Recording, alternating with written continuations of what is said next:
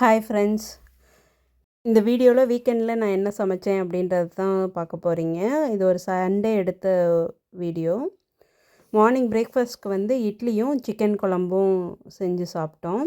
மீன் வந்து இங்கே ஃப்ரெஷ்ஷாக வாங்கணும் அப்படின்னா மொரிசன் தான் போவோம். மொரிசனில் வந்து ஒரு 3 வெரைட்டி தான் மீன் இருக்கும். சீபா, சீபீம் அந்த மாதிரி இருக்கும்.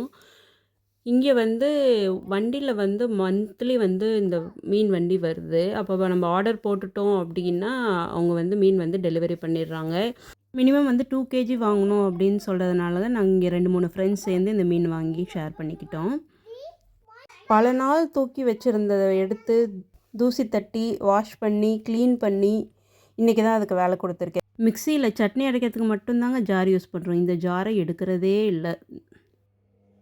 அதை வாஷ் பண்ணணும் அப்படின்னு நினச்சிக்கிட்டே நான் அதை வந்து எடுக்கவே மாட்டேன். இன்றைக்கி சரி எடுத்து யூஸ் பண்ணியே ஆகணும் அப்படின்னு நினச்சி தான் யூஸ் பண்ணேன். யாரெல்லாம் இந்த ஃபுட் ப்ராசஸர் வாங்கி யூஸ் பண்ணாமல் வெஜிடபிளே கட் பண்ணாமல் வச்சுருக்கீங்க என்ன மாதிரி?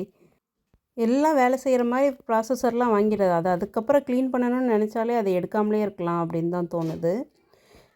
இன்றைக்கி மதியம் லஞ்சுக்கு வந்துட்டு சாப்பாடு, ஃபிஷ் குழம்பு, ஃபிஷ் ஃப்ரைக்கு ஏற்கனவே மசாலாலாம் போட்டு ஊற வச்சுருந்தேன். அதையும் எடுத்து ஃப்ரை பண்ணிக்கிட்டேன். இதுதான் இன்றைக்கான லஞ்ச். தேங்க்யூ ஃபார் வாட்சிங்.